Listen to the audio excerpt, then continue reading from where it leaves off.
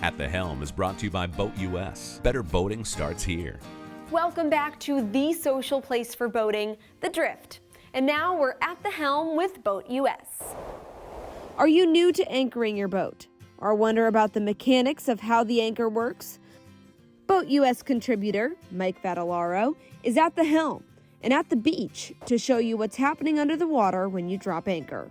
Before I get started showing you how the anchor works, just a couple of quick terms. The line that's attached to the anchor is referred to as a rode. So when you hear me say pay out rode, what I mean is setting the line out so that it drapes across the bottom so the anchor can set. There's also a little bit of chain in this rode. We'll talk about that later. This is a Danforth style anchor. It has these big flukes. This is really good for sand, which is why we chose it for this demonstration today. Now, the other thing you're gonna hear me talk about is scope. Scope's a little nebulous, but it's a ratio. The deeper the water is, the more line you have to pay out to make your anchor set. So if you've got 6 feet of water that you're trying to anchor in, you got 3 feet to the bow, your magic number is 9. And the ratio you need to keep in mind is 5 to 1. That is the minimum. You need at least 5 to 1 to make the anchor have a best chance of setting and staying correctly. So the reason scope is so important is to make sure that the angle at which you're pulling the anchor across the bottom is very low. The long line lets it be very horizontal, lets this anchor start to bite. You see how it's digging in there? That's what's gonna keep this anchor in the bottom. If your scope is too little, if the line's too short, you're gonna be pointed up towards the bow, and you'll notice the flukes are now just kind of sipping across the sand there. They can't bite. This is now no better than a paperweight. Pretend for a moment I'm on the bow of the boat.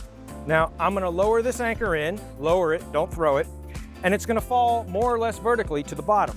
Now, as the boat drifts backwards, it should tip towards the bow of the boat.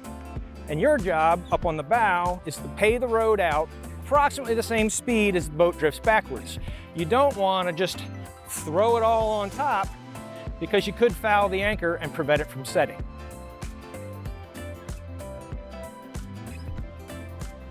All right, so we're back on the bow. We've lowered our anchor in and we're slowly paying out that rode, about the same speed as the boat drifts back.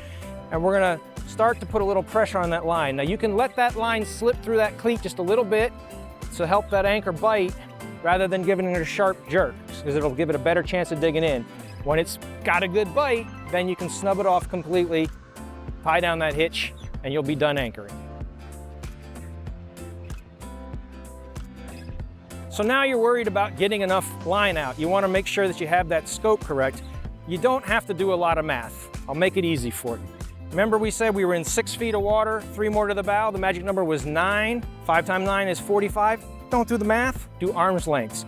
Lower that over the side till it hits the bottom, and then just start measuring the width of your arms. Most of us are between 5 and 6 feet tall. Guess what?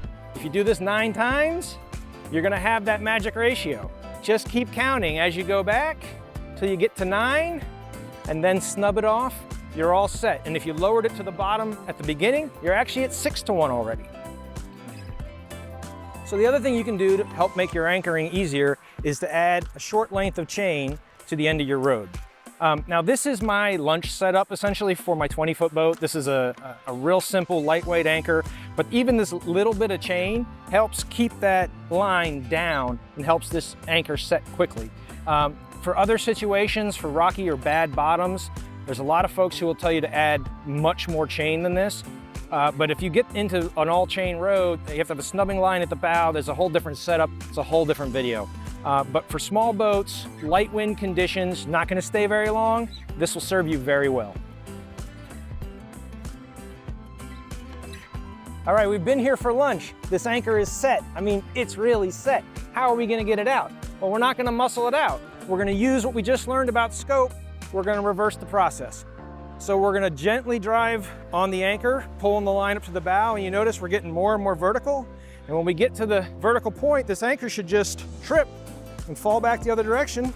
And now we're free to pick it up, clean it off, and stow it for next time. All right, so in the case if it won't come loose on you, so if it's really dug in somehow, and you drive up on it and simply lifting it won't get it free, snub it off, and then have a crew member bump the boat in and out of forward gear and use the boat's weight to trip it. And if it still won't come loose, you've got a fouled anchor, and that's another video.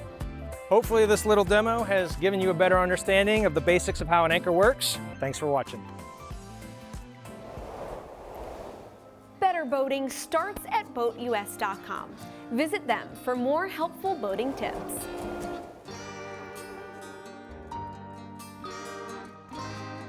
BoatUS has been looking after the interests of recreational boaters for over 55 years. Our goal? To make boating better, safer, and worry-free.